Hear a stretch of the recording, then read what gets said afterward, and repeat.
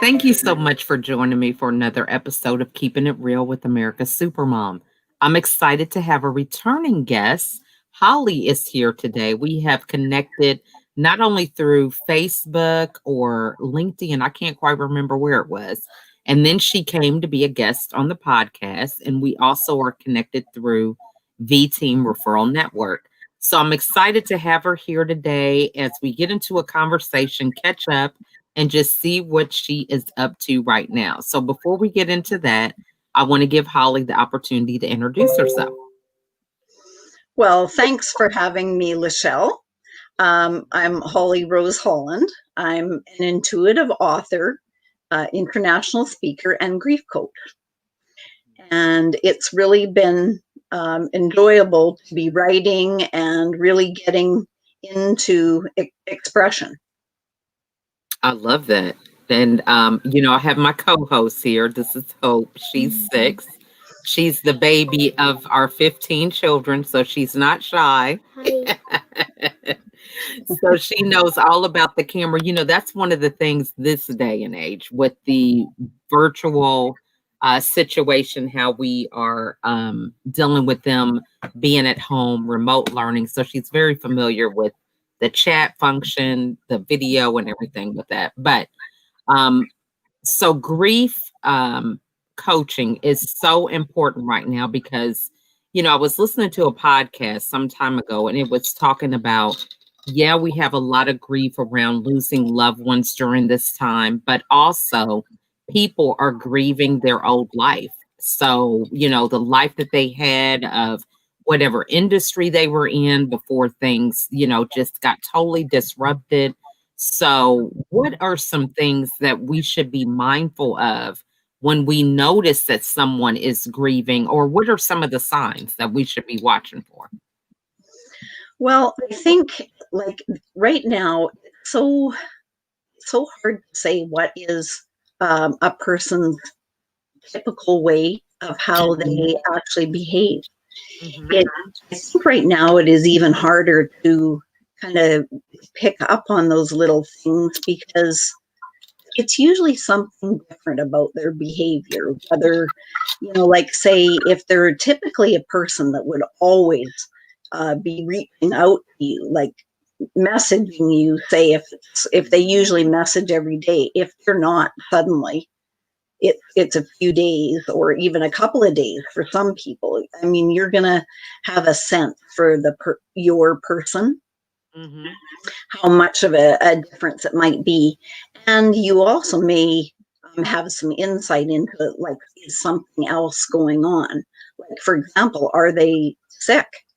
Or is someone in their family suddenly sick? I think with with COVID coming in and out, it's always hard to know. Like it's hard not to think. I mean, we try to keep as positive an outlook as possible, but I think we have that in the back of our mind, and we want to make sure that we're reaching out sooner than we would normally because maybe that person needs some help of some kind. Maybe they just even need like groceries or a prescription delivered. Mhm. Those sort of things. Yeah. And I think people really just doing something very out of the ordinary from what they usually do. Mhm. I think that sort of, I mean, I know that it sounds really wide, but I think that really kind of um, encompasses kind of the whole situation. Because for some people, if they're the person that usually is always phoning but not phoning, that could be an alarm bell. Mhm. If they're someone, say, that's usually a person of few words, suddenly you notice they're just making all these posts on social media, you're going like, what is going on? Just things like that. It's so hard. I find that everybody is, I mean, we're all so individual, of course. Mhm. And I think the opportunity for people to often just be heard. Mm. That's That's good. yeah. Yeah. And so I think, because I noticed that a lot of times, it just with my own children, a Mhm. lot of them struggled with depression or, it was their sleeping habits. They couldn't sleep at night. They would be up. It was like this 3 o'clock wake up call, 3 or 4 o'clock in the morning. They'd be up until the morning and like the end of their schooling last year, we just totally modified our schedule. We just let them kind of, if they got up in the middle of the night, and they couldn't sleep, we let them stay up, watch a movie or something. And then we just had a later starting day that lasted a little longer in the afternoon to kind of make up for those sleeping, you know, deficiencies. So, what are some things that we can really do for people? I know with us, we had to communicate with our kids and, come to some kind of resolution that work for our household. But when we find that somebody is not quite where we think they should be, or, even they may tell us, what is a course of action that we should take? Well, if you really have a serious concern, definitely direct them to the medical Mhm, authorities. mhm, Yeah, yeah. If you're have a concern, for sure do that. Like if it's something that you think is just something smaller, like say something where you could help with their schedule, or if they were struggling with getting the groceries, or maybe they just didn't want to be out. Like I do know some people that they really just really want to stay in their house. mhm, So try to help them that way to get whatever the supplies are that they're missing.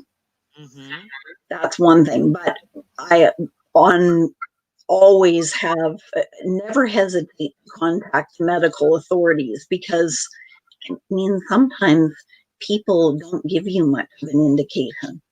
But right. right, yeah, Mhm. That yeah. is true.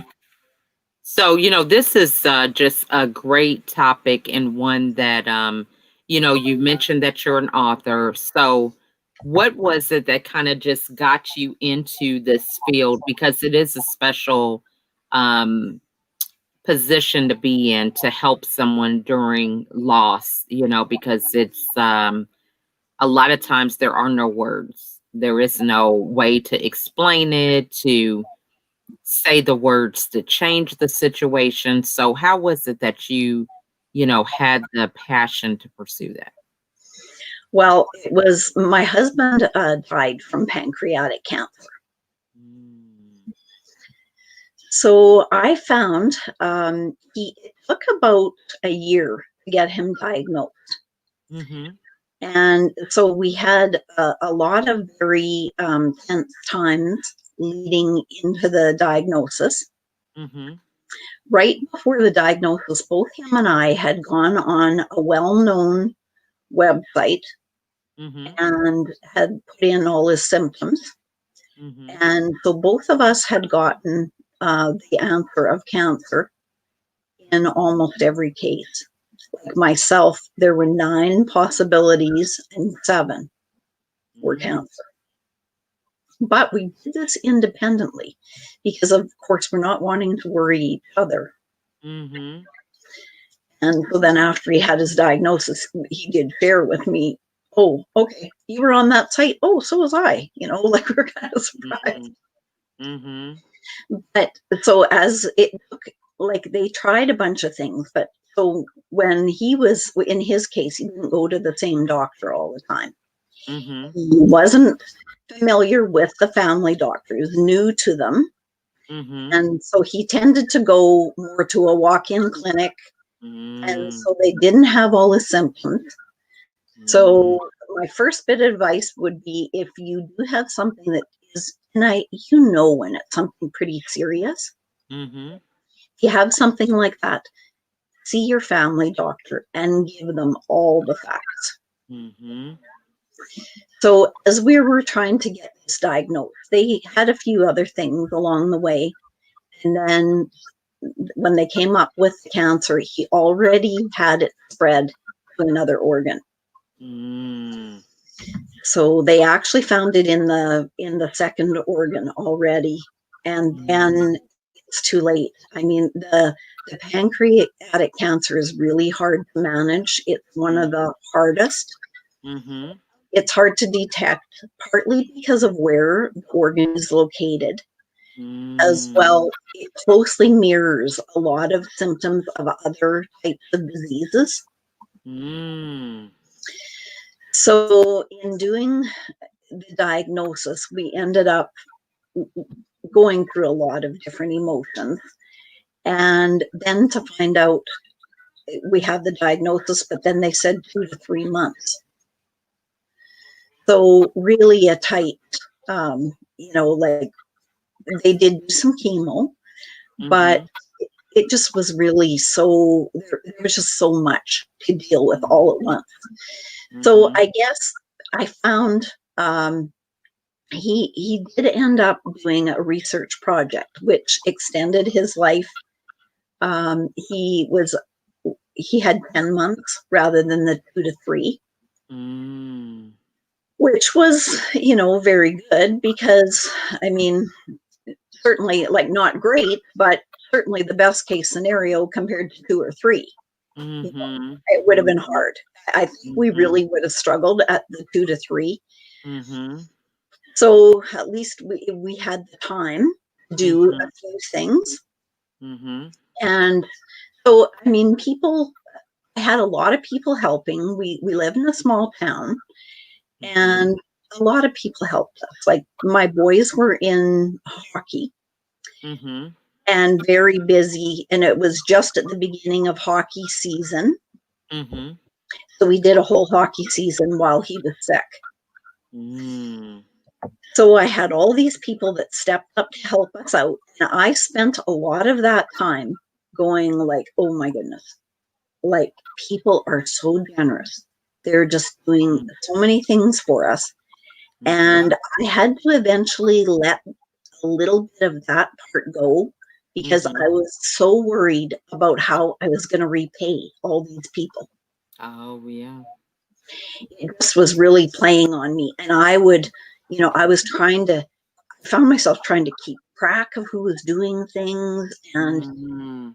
and it was so much, and I was Mhm. worried about that. And I just remember thinking at one point, like during the illness, I'd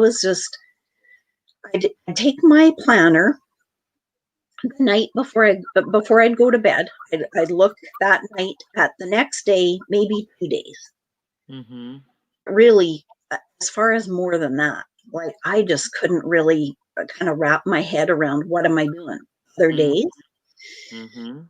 So as I would be doing that, I'd have that in my mind, and I thought, I'm sure there's going to be a way that I'm going to be able to pay this back, pay this Mhm. forward somehow. Mhm. So really, other than very recently, I've been on a volunteer basis. I've been supporting people because people would always come to me. They would ask me, what should I do? Like how, like what are some of the steps? Like how do you Mhm. kind of maybe expedite the diagnosis? Mhm. How did you live through it?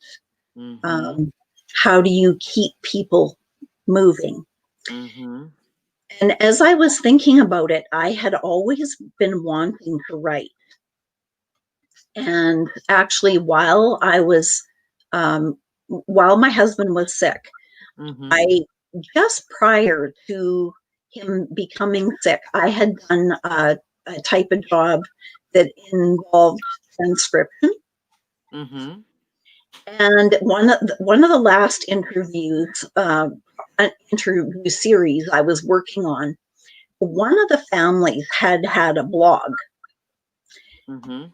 and blogs were new to me at the time. Now this, like he died 11 years ago, so this is going back a while, about 12, Mhm. 13 years. Mhm. Of course, now I'm very familiar with blogs, but at the time I hadn't even heard of one, truthfully. Mhm. Mhm. And it was families that had children that had really serious things wrong. And this one particular family, it was a very grave diagnosis for them. And they had this blog started because they just found it so hard to keep reporting in about this, their child. Have to keep telling the same story. And so I thought to myself, that would probably be really helpful for us, a place to update people. So I had started on the blog, and I did do that. And that actually was so helpful because, you could keep people up to date. It wasn't intrusive. So I found that, after he had died, a period of time, I found that people were starting to say to me, well, I don't know why you would keep that up. Like, why would you still keep writing? And they sort of talked me out of writing after a while. I would find the odd person would say to me, like it was kind of a little bit later, they'd say, I really wish you would have kept that up because, I really got some benefit from that. Like, I just like to know what you were up to. So I hadn't gone back to it, but people had said to me, you should really look for a writing job. You seem to really enjoy writing. So next thing I knew, I had an opportunity to write a book with a group, go and do a writing retreat. And it was something that it's always been in the back of my mind. And then I started thinking, maybe this would be a way of telling about my story where I could share it with more people. And so that's how I've ended up in doing this writing. And it has been so good for me. I really I started out to do it really to help other people. I've always been wanting to help others and just try to come up with things, different solutions for all kinds of things. But once I started writing, I had the draft down. Of course, that book that originally came out, it's not anywhere near the one that's now published. I just kept, I would say I've turned it inside out about 6 times. Get different angles on it. And I learned so much about myself. So it's really been good for me. I really thought it was going to be this. I didn't see any benefit for myself. I don't know why I didn't see that part, but like I just thought, well, I'm just going to be writing it down. I always was the type of person that liked writing. Like in school, I was one of those types.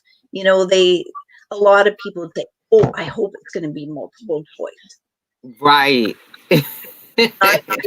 Oh, I hope it's not, because I never. Right. Know how they can trick you with those multiple choice questions. So true. And I don't know how many tests I messed up on not going with my first choice. It's like you put the right answer and it's like, no, it's not that.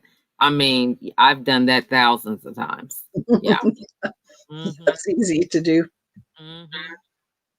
So that is just awesome. So, it sounds like it was very therapeutic and healing. And, that may be something that somebody who's watching might be able to identify with. It's kind of like I went through the same experience with my depression. It's like, you're getting it out and you realizing that, okay, it happened, but it's not the end of the world. I don't know what kind of stories we tell ourselves, but it definitely doesn't serve us, but something about that getting it out. So, what advice would you give somebody to kind of, would you recommend they start with blogging or something if they kind of feel like, I am just kind of in this space. I just have all this, and I don't want to say it's anxiety or anything, but it's just like this heaviness or something that they need to get off.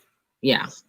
Yeah, I think it's whatever people are comfortable with, but I would definitely start writing things down. Mhm. Like for some people, the blog, I mean, I believe you can make those private. Like I purposely had mine public, but Mhm. so that's maybe where you would decide whether because you could always do the writing in a journal as well, Yeah. or on your computer.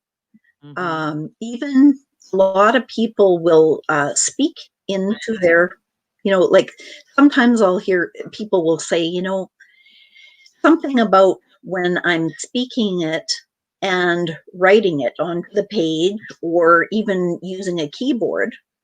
Mhm. Sometimes people have a disconnect between those two. Mhm. So you can always use a microphone. And Mhm. actually that's a way that I love writing like that. I often will do that. And especially if you're out somewhere and all of a sudden you get an idea, you're like, oh, I've got to include that. I Mhm. mean, it can be just as easy to speak it in either into your memos, or I like to use Google Docs actually because I just keep that app on my phone as well.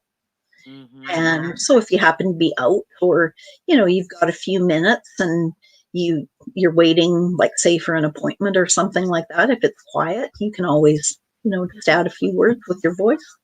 So true. I mean, and I like that aspect because, so often, like in my story, didn't realize I was depressed because I thought depression looked like being in the bed, right? Yeah.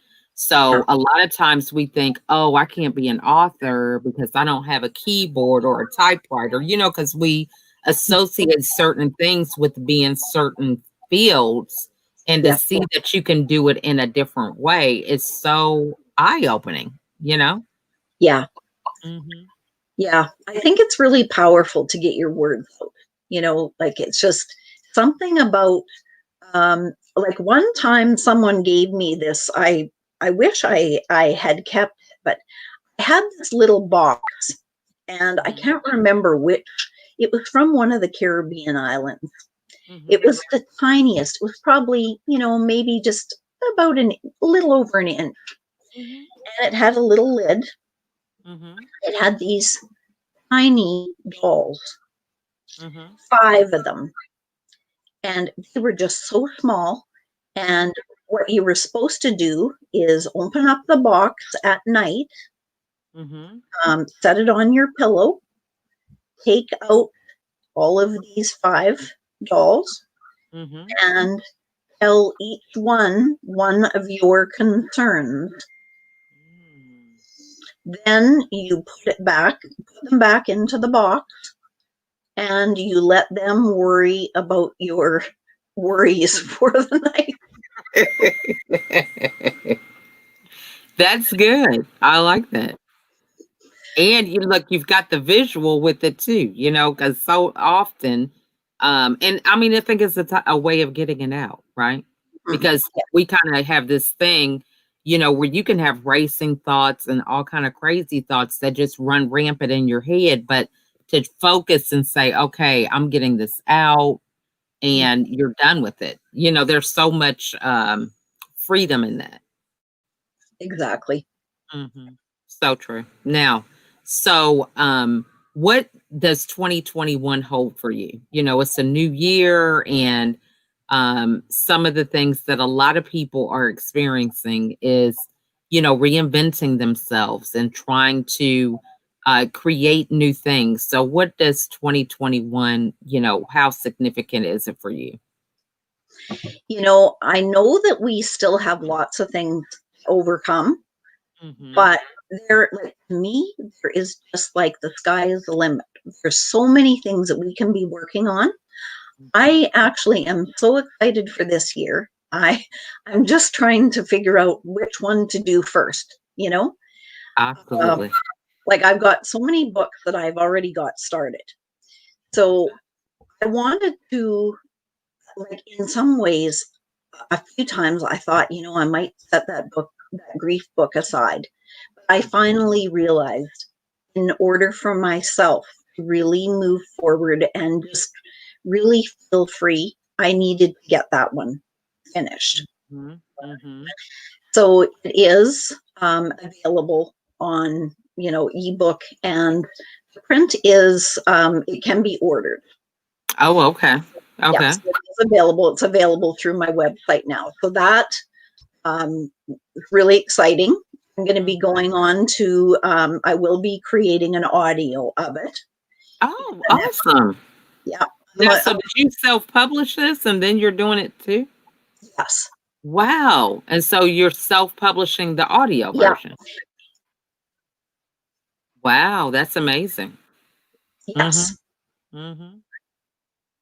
Yeah. Very creative. And Yeah, what a huge amount of learning. I Sorry, definitely. Alicia. Yeah. Mhm. That's great. I love that because, so often we just think, 2020, we had so much bad and, we don't really have vision for a better future. We know we don't want what we had, but Mm-hmm. you have to take steps to move forward because it just doesn't happen because you say that you're tired of what happened before, or, you've got to make steps and make plans, right? Create Exactly. goals around it. So that's awesome. Yeah. Mhm. So I found out, like, a lot of things. Of course, so many people want to do things for December, the end of the year, for Christmas. Mhm. So one of my tips would be to finish up your project probably around the end of September, really. If Mhm. it's something that needs, because publishing a book, it does need quite a few things at the end. Mhm. It seems like you'd be almost done, but then there's lots of things that just come up. So what I did, I took my planner and I just backed it up because I've got so many books that are started, and I just want to start getting them all out. Mhm. So Mhm. I just backed them up and figured out my deadlines like that. And I want to help more people with a grief program. So that's also available through my website. Mhm. And a lot of times I've worked with people on a one-on-one basis, just kind of wherever they're at. Mhm. So I mean, I want to do group as well as individual. So Mhm. it's sort of like to be available because some people the group might not be comfortable. Right. So I'm open to work with people in both capacities Mhm. as well. More things around expression.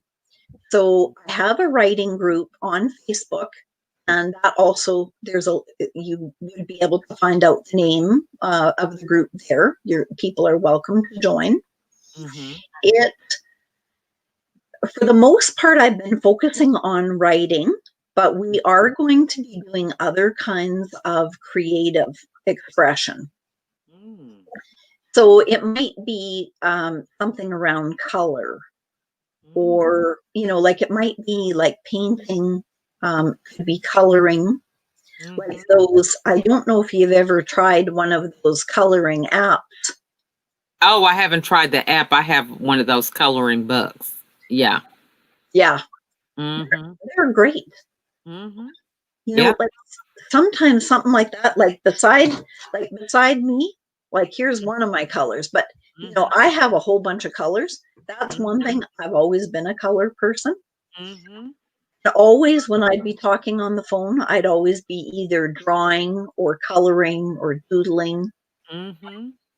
That's really good for, some people they may not have the words for how they're feeling, Mhm. but Mhm. putting it out in color, doing a drawing, it's not about being, the best drawer in the world. That doesn't matter. Mhm. It's really just the expression. Mhm. So true.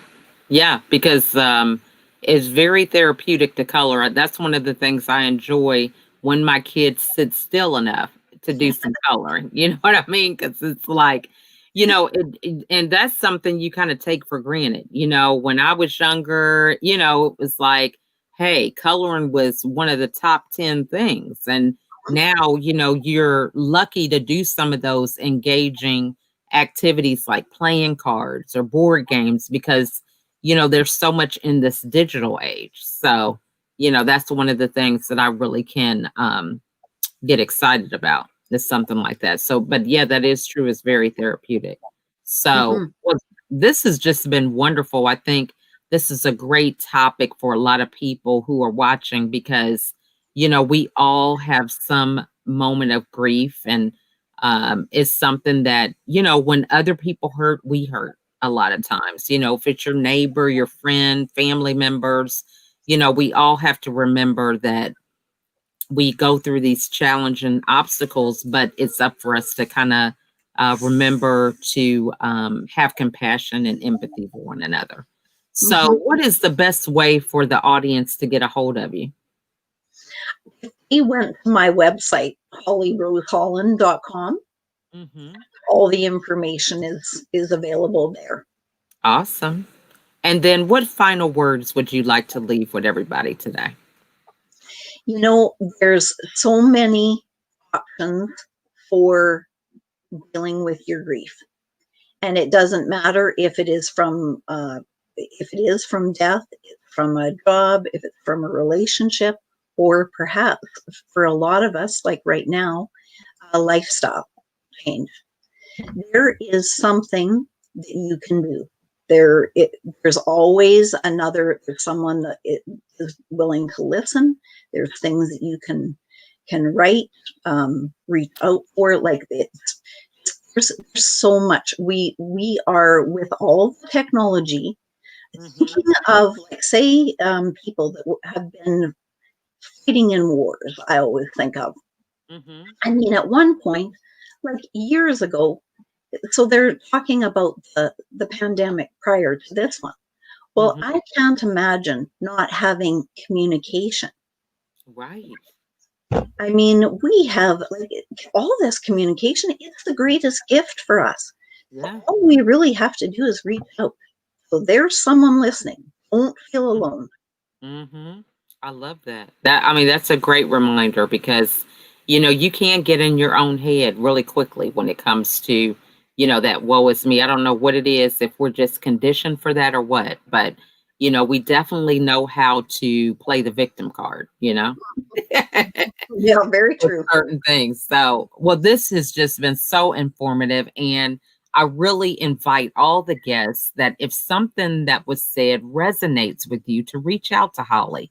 This is a topic that's very important. And when you have someone that you feel resonates with you on such an important topic, feel free to reach out to them. It's just a phone call, or an email or something to kind of get you on the road of where you want to be. Mhm. So check her out, and even just visit her site and see if something speaks to you, because you just never know. And it just takes one step in order to a lot of times change our life in the whole direction.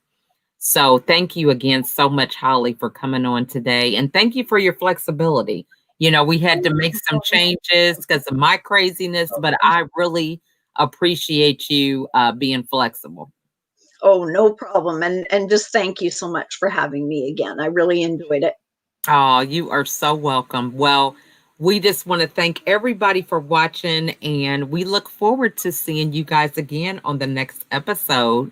So, you guys have a great night. Bye for now. Hi.